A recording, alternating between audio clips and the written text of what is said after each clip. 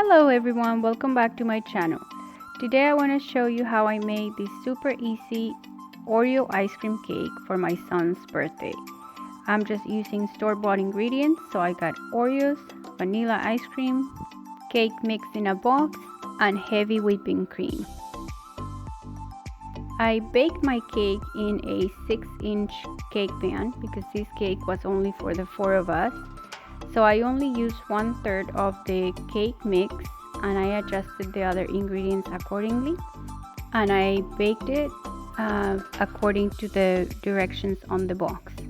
Now the cake is baked and cooled.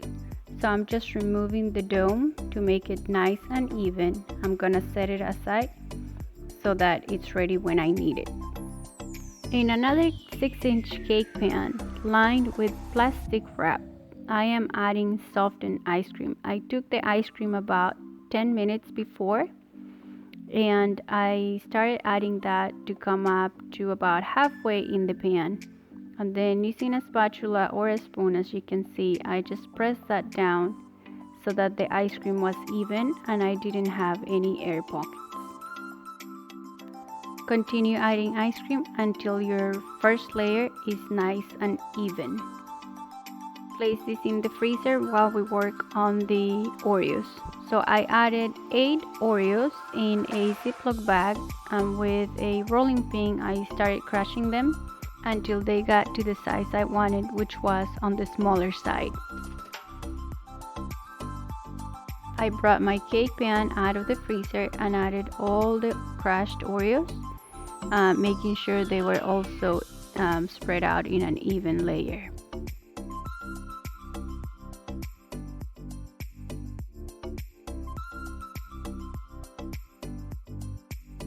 Once I was happy with it, I added the second layer of ice cream to come up to the rim of the pan.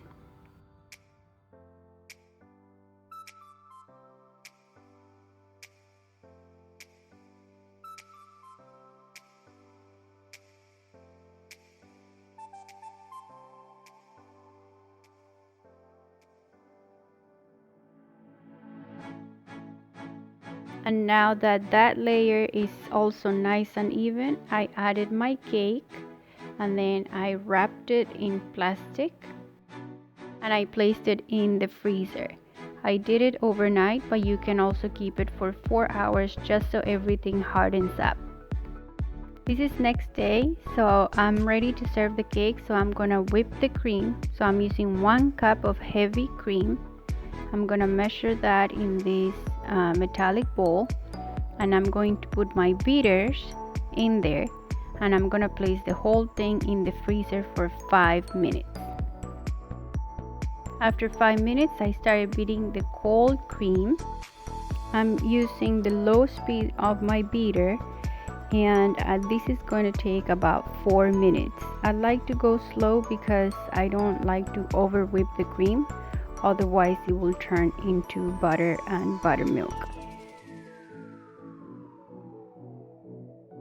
After 30 seconds, I'm going to add about a 1/4 cup of powdered sugar.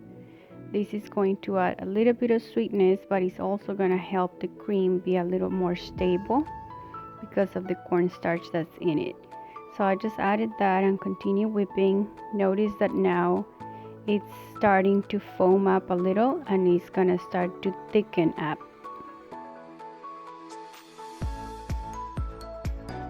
I have been beating this cream for about 2.5 minutes now. So notice that it's starting to form some ripples. That means it's getting thicker.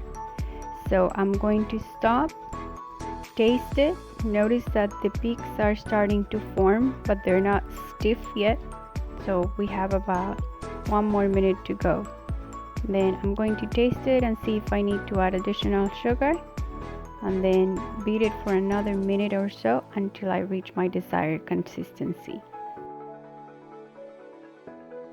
It's been 3.5 minutes since I started beating this cream, and I can tell I'm getting close to ready because the ripples are not disappearing anymore. I'm gonna give it a quick beat and then I'm gonna stop. Now you can see the cream is thick and it's not falling off the beaters, which is exactly where I need it. The true test is when you flip the bowl upside down and the cream doesn't move. Now that the cream is ready, I'm going to transfer that into a piping bag with a star tip. This is going to help me make the rosettes on top of the cake. You could also use a spoon and add small dollops. To unmold the cake, I'm going to remove the plastic, and I have a 6-inch cake board. So I'm just going to place that on top of the cake, flip it over and sit it on my serving plate, and slowly wiggle the cake pan so that it comes off, and then I can peel off the plastic wrap. Now I'm going to pipe the rosettes with the whipped cream.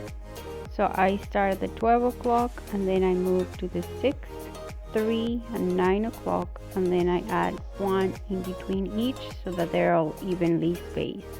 Then I took 2 Oreos and cut them into fourths. So I'm going to use 1 triangle for each rosette.